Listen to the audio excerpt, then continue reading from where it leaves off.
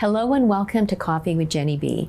It's conversations over coffee. It's about community, connections, what brings me joy, and everything in between.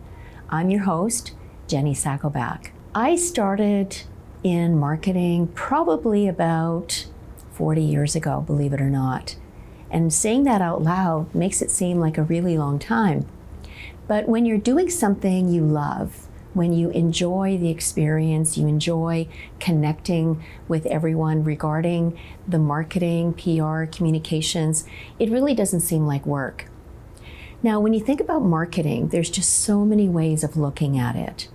But really, it gets down to connecting with others. It's not necessarily selling. I mean, sales does a great job doing that, but marketing is more about promoting. It's about selling the benefits of whatever you're doing. But it's also promoting nonprofits, entrepreneurs, sports teams. It really covers a wide range of different aspects. Now, in addition to marketing, as a marketing coordinator that I've done over years, I'm a Zumba instructor. I've mentioned that before. I'm also a member of Toastmasters, and I love communication. Now, all of this together makes up who I am. I have a number of different interests. Now, there's a phrase called jack of all trades. Well, I'm more of a Jill of all trades, if you will, because I love to dabble in everything. And if it strikes my fancy, if it really brings me joy, and I'm really passionate about it, I'm going to do it. And yes, it can be very busy, but it also fulfills your life. And it gives you that feeling that you are contributing to the world, but also feeding your soul. My guest today is also someone who is a Jill of all trades. She is a marketing coordinator for the Stu Clark Center for Entrepreneurship at the University of Manitoba. She is a photographer, has her own business, and she's also a member of Team Canada Bowling. Please help me welcome Marissa Naylor. Hi, Marissa, welcome. Hello. Thank you for having me. Oh, you're welcome. So happy to have you. Yes. Now, I've introduced us as far as being marketing coordinators and having that experience. So how did you get started in marketing? So my journey began in 2015 when I graduated high school at MBCI. I actually just did a talk there recently, and it was kind of a full circle moment in that, and time also really flies in 10 years. But so I really started there in a retail marketing class. My dad saw this class when I was kind of picking my next courses in grade 11, and he's like, hey, why don't you try this?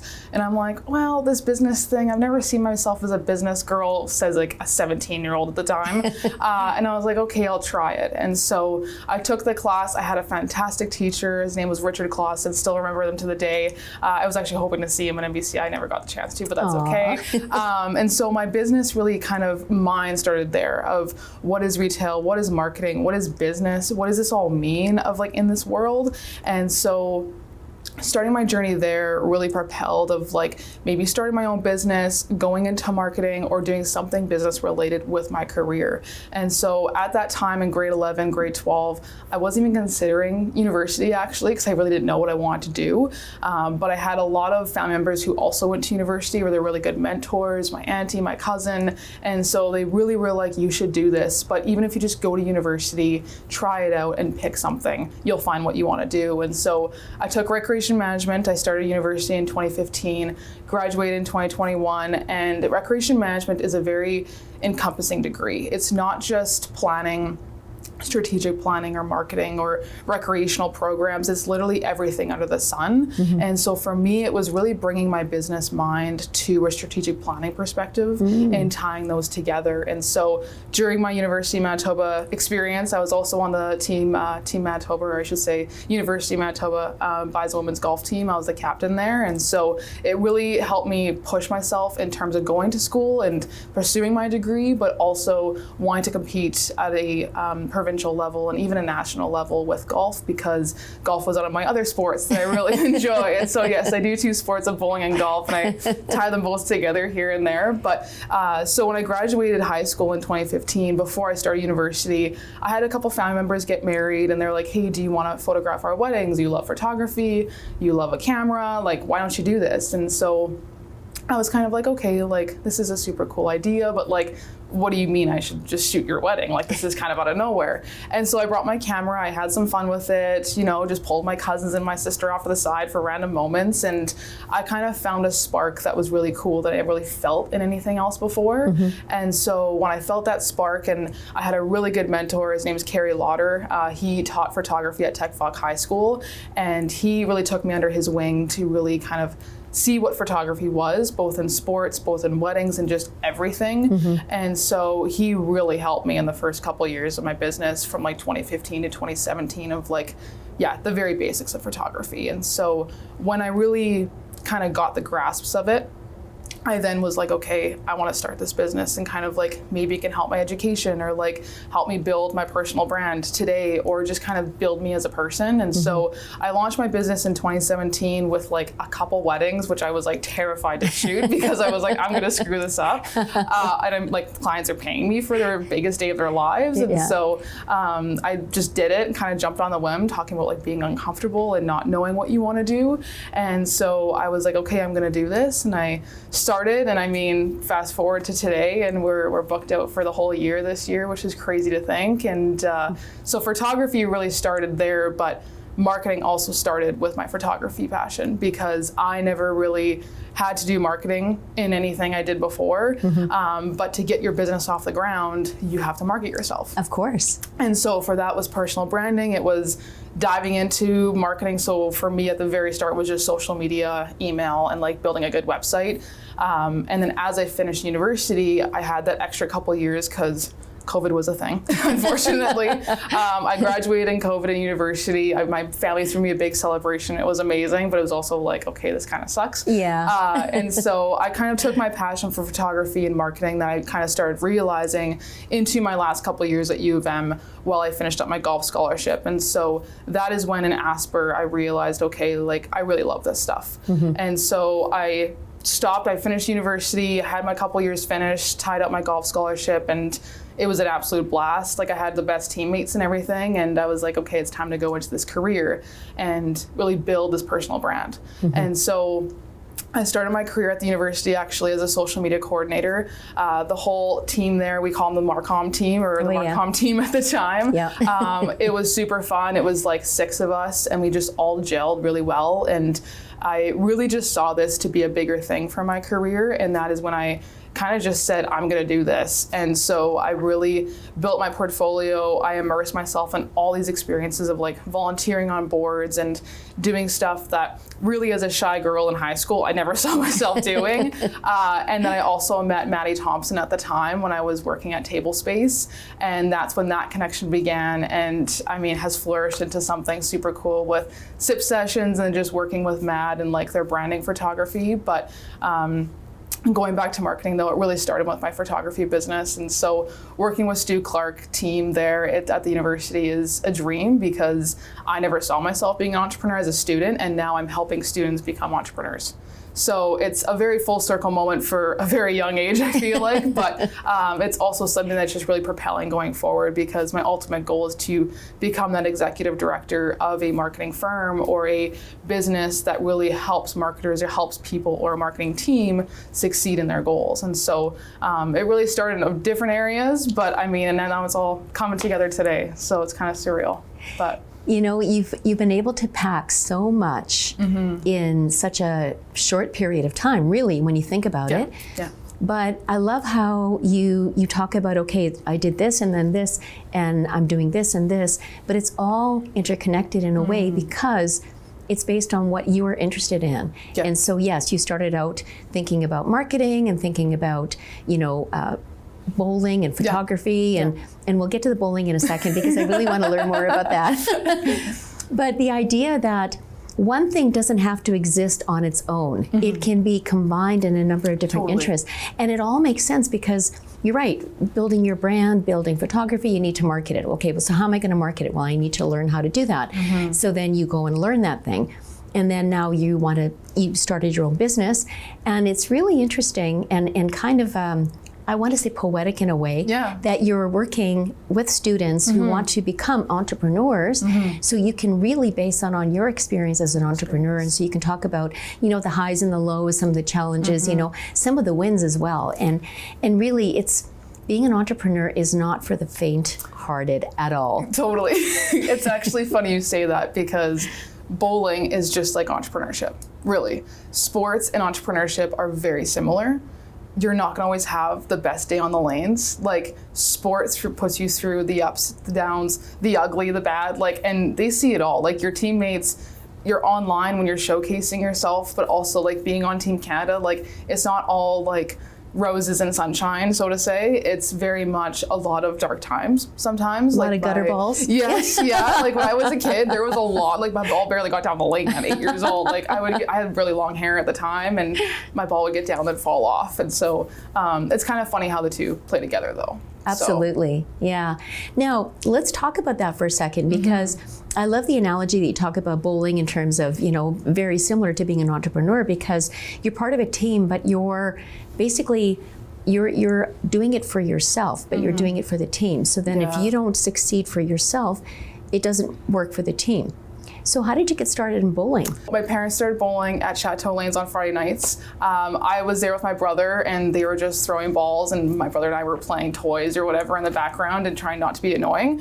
And so as I was doing that, I kind of saw my parents bowling, and they were really enjoying it. And of course, when you're a kid, you get bored at 6 years old, and you're I want to try this. And so I started bowling probably around 5 or 6. I made my first Team Manitoba Nationals at the age of 8 years old. We went to Sault Ste. Marie. Wow. And yeah, I would put a picture in the clip because it's actually kind of funny, the transformation, but my ball would not get down the lane. It was kind of a miracle that I made the team, but I had a really good coach who really got me into bowling, and she really propelled my career, and she's the sweetest woman ever. I still stay connected to her to this day, and when I go to Team Canada trips and everything, she always calls me, and so. Aw, that's great. Yeah, and so my career started really when I was 8 years old. I made my first team, and I had no idea that my whole career was going to turn out this way, but I just knew I loved the sport. I had a blast. I was meeting people across this great country, and that I wanted to just keep doing it as much as I could. And so I was fortunate enough to make Team Manitoba 15 times in my career, and really be able to meet all my friends across the province and really connect with different people. I've been able to travel from British Columbia to Quebec and every city in between there for bowling and for bowling championships. But more importantly, my friendships have come across the entire country. And so you talk about a team and talk about yourself. And so on Team Canada, there's 10 of us. We barely know each other sometimes because there's new people coming in, and you have to gel as a team before you get sent away to a World Championships or a PAPCon, or we call it Pan Am Championships. And so it's kind of funny to see how it all comes together, but it started 8 years old. I made my first Team Canada 2017. That was a youth team. And I remember making the team, and I called my dad because he wasn't there, and he was like, oh my gosh, you did it. And so that's kind of also when I realized Team Canada dream is a real thing. When we're all kids, we always have childhood dreams and aspirations and stuff. And mine, when I was 8 years old, I was like, oh, I really want to be like that person on Team Canada. And there's so many inspirations of people on Team Canada for bowling, but even all sports. And so seeing those people at the Olympics and that, I'm like, okay, I want to be like that. And so when I made my first team in 2017, I was like, this is super fun, but now I'm aging out of youth. How do I do this for the adult team? How do I get on the adult team? Right. Which is a very different level for the non-bowlers out there. The youth team, there's a lot of great youth in our country, and it's getting tougher and tougher for the youth, but the adult team, there is many, many good bowlers, both men and women, in our country competing to be on the team. And so the adult team, I went to try out in 2022, actually just after COVID, when the pandemic finally settled a little bit. Yeah. And I made my team, I actually made the stepladder at the Canadian team trials, which was honestly just out of the blue, and I did not expect it. I was just going there to make the team. And so one of my first coaches was actually fortunate to come and coach Team Manitoba, one of the people that were trying out for the Canadian team that year. And so he really helped me in my success to do that, but also just see my potential, because I was actually about to give up bowling in 2015 because I was going through a really rough spell. And talk about entrepreneurship and being alone. I went through 2 years actually when I graduated high school and doing photography that I was like, I don't even want to bowl anymore. This is not like something that's a part of me. And so talking kind of a little bit too about building yourself a new community, a new support system. I found myself a new coach because my coach was just retiring. And so I kind of just rebuilt myself and was like, no, I'm not ending here. This is not the end of my story. And so that's kind of was the pivotal moment to get on Team Canada for me. And that was also a pivotal moment for my business, because I realized if I can do this in bowling, why can't I do this in photography? And why can't I do this in my career? And so I think that's really a big part of my story, is that if you can do one thing and you feel like giving up, that just tells you you have to keep going. And so that pivotal moment really propelled my career. And so it's actually been really fun to travel across the world. We went to Kuwait a couple years ago, Reno last year, and Peru. So seeing the world is nice through bowling, but being on a team and competing for your country is something that is just very, very special. Oh, absolutely. Just that feeling of pride, not only in yourself, but also being a part of Team Canada and representing Canada as well. You mentioned so many little tidbits and little gems of wisdom there. I want to really focus on what you were talking about in terms of giving up, because we've all reached that point, and many, many times in our lives, and I've been there as well. And you think, okay, do I want to continue doing this, and what is it giving me, or do I give up? And the giving, they say it's easy to give up, but it's really not. It's like, if you give up, sometimes that's it, doors closed, there's no going back, right? But to push forward, how do you know if I keep pushing forward? It's like, fixing a car and you're fixing it over and over again. And at some point it's like, okay, do I just give up and get a new car, or do I trust that this will continue for me? And so where did you get that feeling? Because I know you talk about a pivotal moment, but how did you know deep inside that this was the thing that you needed to do, that you needed to continue? What was it that really motivated you to keep with it? Yeah, that's a great question too, because I think as athletes, we don't talk about that stuff enough. And even on social media, transparently, we always show the good stuff, right? Yeah. And so for me in 2015, when I missed my first nationals in a good 6-7 years, I felt like, I don't know the exact timelines, but it really just took me back of the feeling of can I actually do this, and questioning yourself, so self-doubt and all these emotions coming up. And so for me, I had to take a step back to realize, why do I bowl? Why do I slap on the shoes, grab my stuff, and go to the lanes every single week to bowl? And for me, that's when I realized, because I want to make sure these younger kids in our sport, in every sport too, that they can also be and have that Team Canada dream. Because I always wanted to make Team Canada since 8 years old. Right. I wasn't going to settle for it, but in that moment when it seemed super dark of there's no chance, I had to dig in deeper almost of this is what I have to do. And I'm not doing it for me anymore, but I'm doing it for these 40 kids at this league who look up to me, and they're like, you have to do this. I'm not going to not see you do this. And so what was actually really memorable was when I was still bowling in that league, and I was just finishing up youth because, again, COVID hit. Yeah. And I was like, okay, well, I'm not really finishing my youth career, I guess. And we went to Kuwait in 2023, and we medaled in the bronze. We medaled bronze in the trios event. And that was the first medal on the women's side Team Canada's had in nearly 10 years. Okay. And so when we won that, I still get goosebumps thinking about it. When we won that medal, I went back to the youth league that I really changed my career in that moment of 2015. And I saw all the girls and all the guys come up to me, and they're like, you did it.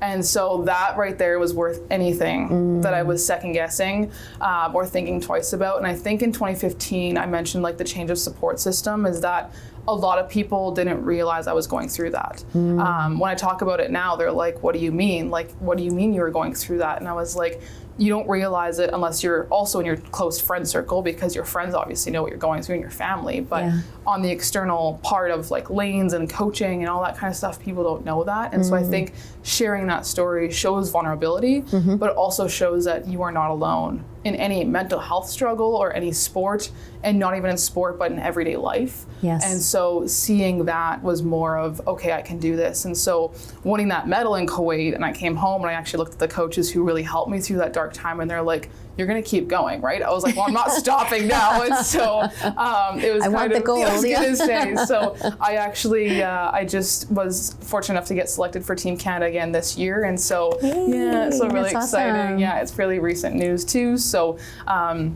we'll be, I have to go through selections and everything again, but the Worlds are in Hong Kong this year in November. So that's another goal, I would say, and even just competing as much as we can. But really now it's not just competing for me, it's competing for all the girls and all the women that think they can do this and they're second guessing it, but they know they can do it, and it's just pushing yourself to do that. So. Okay, wow. That's so exciting. Hong Kong, that's amazing. Yeah. So fingers crossed that... hoping for the best. Absolutely. Yeah. But we'll just work hard and see where it takes us and keep going. Well, that's all you can do, right? Exactly. And it's just like entrepreneurship, right? Like in marketing and how we work with students at Stu Clark, like they don't expect to have this big venture. They're just coming in with an idea. Just like I had an idea of marketing and kind of photography and bringing that all together. And it's just like, you don't really expect anything, but you just want to work and see where it takes you. And I think with bowling, it was very similar because I wasn't expecting Team Canada, especially in that dark moment. I just wanted to make Team Manitoba again. And so seeing that all kind of come together, it was just more of like, okay, this is a dream, not just for me, but again, for everyone else, and really tying those lines together because it's really special representing your country, but it's even more special when you work with students and they become entrepreneurs and they see that like light bulb come up of like, oh, I can do this. Yes. And then they actually do it. And at our biggest competition this year at the Fork Area Hotel, like when they pitch their businesses, they'll be able to see judges and get feedback and really pitch it kind of like they're on Dragon's Den almost. Of like, okay, this is live feedback. You're going to get it whether you like it or not. And so it's just moments like that through my whole career that have been super enlightening and just meaningful, and especially lately looking back on everything as I prepare for the next thing, it's just really fulfilling. So yeah, it makes me think that the way that you've traveled through marketing and bowling and photography, and the fact that it's not so much that one thing led to another, it's just it kind of all flowed together and it happened exactly when it needed to happen. But I think it's a reminder for all of us that not to just stick to the one thing, because sometimes we're so laser focused as I need to be this and I don't have time for anything else. But based on your experience, you know, both highs and lows and everything in between, it really goes to show that by having something like bowling or some sort of a sports, whether it's yoga or circuit training or whatever it is, because you need to feed all parts of your body. You need to feel, so exercise for the body, but also exercise is good for the mind, good for the heart, the soul, everything. Going education, absolutely, education definitely good for the mind, for the soul, for the heart. Maybe not necessarily for the body, but it leads you into a different area. Right? And then photography, which is so different from bowling and marketing, because now photography is that you are seeing the world not necessarily through your eyes, but through others as well. So you're showing them your vision of what you see. You know, and I think about a friend of mine, Terry Hofford, when she would do, the boudoir photography, and she would mention that women would be anxious about being seen because it's like, oh, you know, my body, this and that. And sometimes we have that bad image of ourselves. And yet others looking at us, it's like, no, you're beautiful. But sometimes we don't feel that beauty. And so it's having someone like you who relishes the idea of photography and wanting to celebrate, whether it's weddings or sports teams, individuals. I don't know if you've done portraits or anything, but branding and stuff. Branding, absolutely. But it's important to show the others that, you know, I see you. You may not necessarily see yourself, but I see you. And it's also part of what you were doing in terms of your bowling career, because you were doing it for yourself. Maybe a little bit at first, but you were thinking about all those boys and girls who were looking up to you as a role model, that I can't let them down, but you also weren't letting yourself down.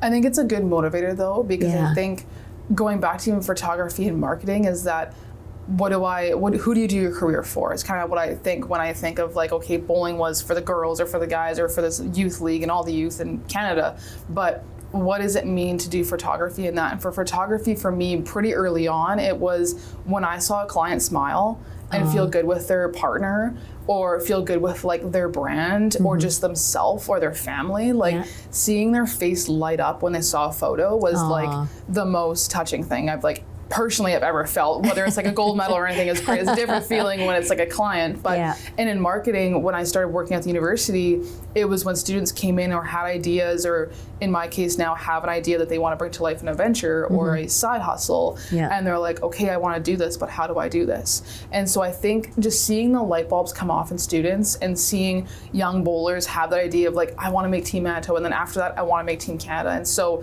it's just kind of those light bulb moments in all areas of my life that have really come together, and it's kind of actually funny of how it all comes together because you don't expect it to. No, you don't. And it's kind of like entrepreneurship. You don't expect to make this beautiful company and like have all these great things and make meaningful relationships with people. You work at it and you hope for the best and you just hope it works out, really. And so I think it's actually nice to see it all come together. And I told one of my coaches when I made my first team, I was like, oh, the hard work's paying off. He's like, the hard work paid off a long time ago, Marissa. And so it's funny when you're in those dark moments and kind of like Terry, you're photographing and you don't see it yourself, but everyone else sees it. It's kind of almost taking another step back of like, what are those people seeing that I maybe need to see? And I think as athletes, we're really hard on ourselves.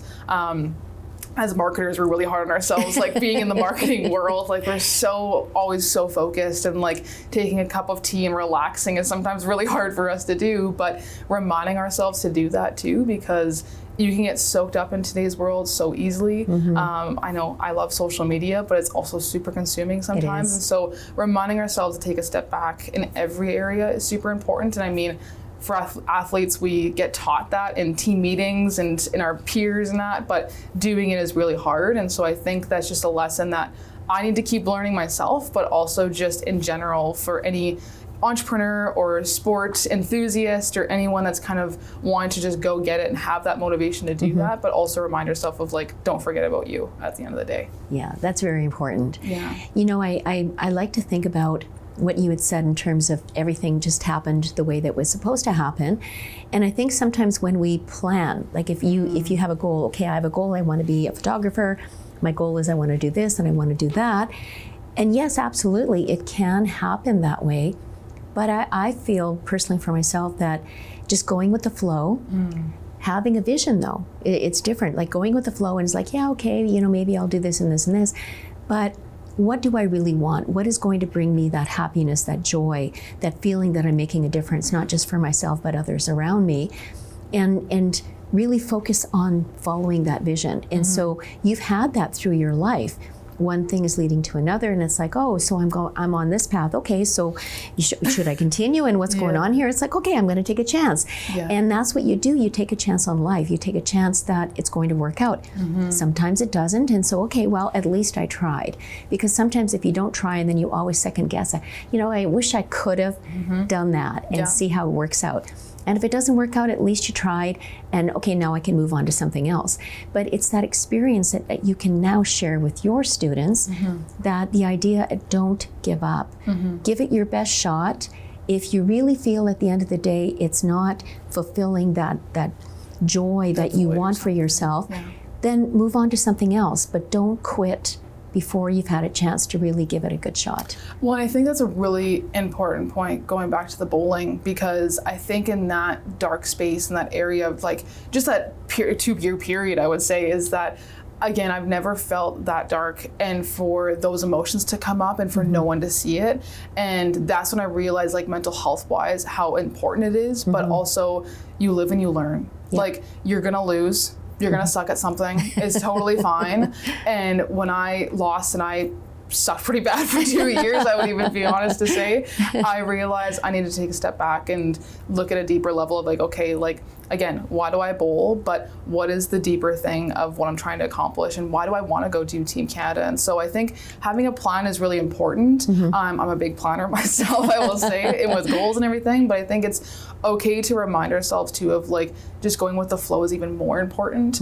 I know my husband reminds me of that a lot because he's really good at going with the flow and I am not sometimes. And so it's kind of just embracing that too of like things are going to happen for a reason. They may not happen right away. A lot of my friends, like we're in a really close friend group with bowling, and sometimes there's ebbs and flows where some of us are doing really well, some of us aren't, and it's like we just support each other as much as we can because it's ebbs and flows. It's going to happen eventually, and it's just like entrepreneurship. If you surround yourself with the right people in your career, in your business, you're going to succeed. Like it's going to happen because the people around you will help you succeed. And I think that's the biggest message and the biggest importance of that, is because if you don't have the right people in your corner, it's just going to be really hard to do that. And so when I realized that in bowling and then kind of molded my circle to be what it was in photography and business, it was just really nice to see it all come together, because I think that's a big part of success that we don't actually talk about, is that it's the people behind the scenes that make it all possible. So I agree. And actually, that's a really nice segue into your latest venture. Yes. And you had mentioned that you had met Maddie Thompson a long time ago. Yeah. So Maddie's the owner of Mad Agency. Yes. I love that. And she's just amazing. I love following her on social media, and I never know what she's up to, which is really exciting because I'm sure she doesn't either, but she's another one that really takes a chance and goes for it.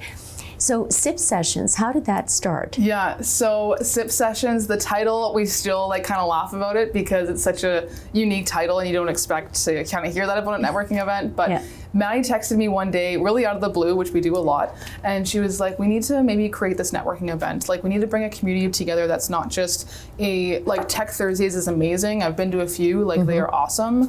But bring together a community that's really entrepreneurs, side hustlers, people in full-time careers that just want to network and get to know other people, but it's a new topic every week or every month, I should say, that allows them to learn new things and attract different crowds. And so that was really the basis of why we started SIP Sessions, and that Maggie and I both love networking. We both love talking. We can talk for hours. That's a given. And so I think bringing that together with the Mad team and myself and really what we want to bring to these different sessions is really key, and that panelists are really becoming a really trendy thing right now. People love hearing different perspectives. They love hearing from a variety of different people, from entrepreneurship to people who do careers full time like myself and a side hustle, and just how those influence different topics. So our last one in January was another success. It was a full house. We talked about psychology and marketing, and we had 3 great panelists talk on that topic that all came from different experiences, and that it's always infectious at those events because you leave with such a buzz and such a high that you don't realize you need it until you go there and you do that. And so for me, again, being a shy kid, when we were hosting our first one, I look at Maddie, I'm like, are we sure we could do this? So I was like, are we really good on this idea? And so when we had our first one at the cafe, actually La Venta downtown, I remember going there and I was like, okay, like we're gonna have 1 person or 10 people, or we're gonna sell it out.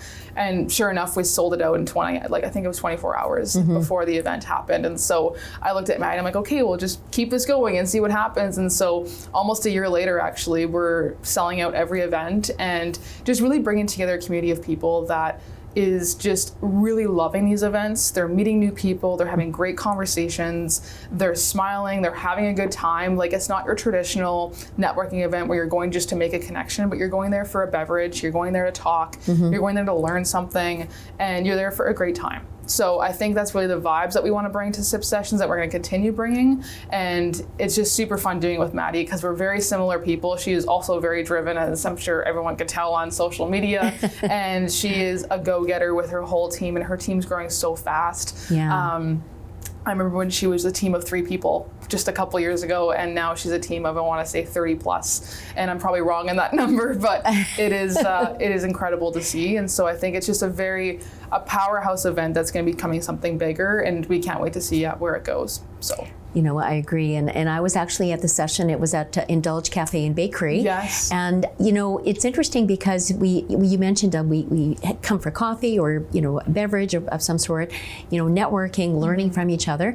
And there were 2 guys on your panel. So there was David Jaquetta and Adam Adam from Fishkin. Banff. Okay. Yeah.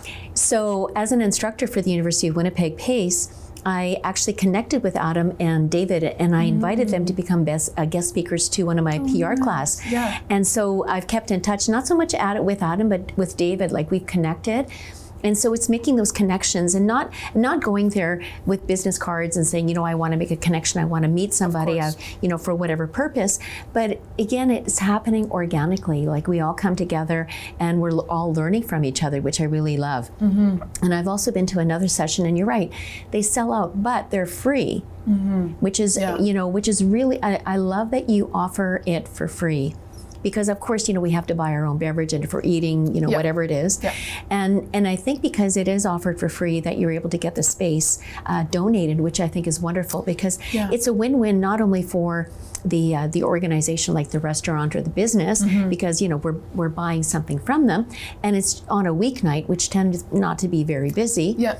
So, but it's an opportunity to win-win for what you're doing for the community, for people who come to learn, for the people that are on the panel, and also for the business. So it's just such I don't know, it's just a wonderful thing. Yeah. It's kind of nice too, because we go to different locations every month. Yeah. So it could be a small cafe like we started, or it can be a bigger space like the last one we were at, Sanctuary, was full, and it was a smaller space, but still like we fill it all the way to the back. And so I think is that we try to do different places because we want to support local, of course, first and foremost, and we want to showcase different places in Winnipeg. Like there's so many different atmospheres in the city that I don't think any of us really even know about sometimes until we go to an event. We're like, oh, I've never heard of that place before. Where is that? And so I've gotten DMs of like, oh, this new cafe, what is it? It looks like a vibe. Like where can I go learn more? And so I think it's a networking event, but it's also promoting businesses. Of course. And so I think that's the really unique tie to it that we're really excited about. And it makes definitely a little bit more of a hassle sometimes trying to find a space, but it's more important to us to create an event that's going to be meaningful for people and to kind of make those connections, but be in a space that's different than just another networking event, because we can all go to networking events. They're happening every day, I feel every like. day. And so it's like we can check our boxes and do that, or we can go to an event that really makes us feel like, okay, I learned something, but like I had a great time. And like that's what I want to feel, because I remember going to my very first networking event in university, and I was really stiff and I was really nervous and I didn't know anyone there. And it was like, I never want to feel that again for anyone. And there's definitely people out there that when you're getting into networking, it's nerve-wracking for anyone. But we want to create that atmosphere that is welcoming, and it doesn't matter what career path you're coming from. We just want to get you to learn something and enjoy yourself. Well, you're doing a great job, because you're selling out every single time. And you probably have a wait list of people wanting to come in. We do, yeah. Last one, we closed at 65, which was already slightly over capacity. But of course, at an event that's free, you always expect half of that number. So we're like, hey, give or take. But sure enough, everyone came. So we were like, okay. So we had to like lock the doors, and we're like, okay, no more. No more. That's it. We're done. Yeah. And so we're hoping to kind of build into a bigger idea in the coming years of what that looks like. I know we've talked about like a conference or something like that. That's just really unique, that brings those same vibes and those same atmosphere that we have, but just in a way that's more just bigger and serves more people. And so we'll see where that takes us. But. Well, and I think it's doable. I think if you think about why you started and the whole purpose and the concept of it, and you can make it bigger. Sometimes when we take it bigger, we lose that focus and we try to make it into something else. But when you do that, you kind of lose the whole idea. But if you can still keep that same concept, I think it would work.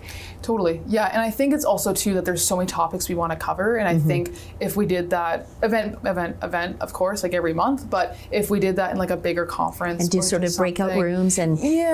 Just like you can pick your session. So like if you're a marketer, you can go to psychology and marketing, or target marketing, or basics in marketing. Or if you're in the sales world, or like, hey, how do I get sales fast? Or how do I you want to learn how to be an entrepreneur. Yeah, exactly. Or if you want to learn more about AI, buzzing topic right now, right? You can go to this session. And I think that's where we want to build it too. And we're probably getting there pretty quickly, I would imagine. But I think we're also just enjoying it right now, because it's feeding people's like enthusiasm, and they're coming and they're just feeling really good about it. And we have a ton of fun at it. Like our latest video on Instagram, like we're doing some stupid stuff, but like it's who we are as people. And I think that's what we want to showcase in those events, because we don't don't want you to just be coming in for a coffee and stiff. Like, we want you to have fun and like talk to people and just ask as many questions as you want, because that's what the atmosphere is about. So yeah.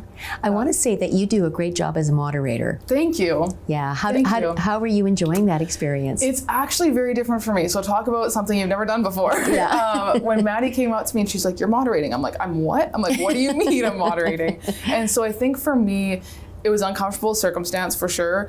And I was ready to do it. I was just more of like, I've never done this before and I don't want to screw it up. Talk about being uncomfortable. And I was just kind of like, you know what, I'm just going to do this and do it the best I can. And so I appreciate that actually too, because you never really get feedback as moderators. You just get the panel and the panel does the talking. Mm-hmm. But I think in those sessions when we pick the topics ourselves and we know the topics and know what we want to talk about in those questions, it's really nice to build that conversation. So I've really enjoyed it. It's just been really, again, fulfilling, and to see it all come together, like the small idea over a text message into like a sold out event. It's just, it shows, and like anyone can do anything right now.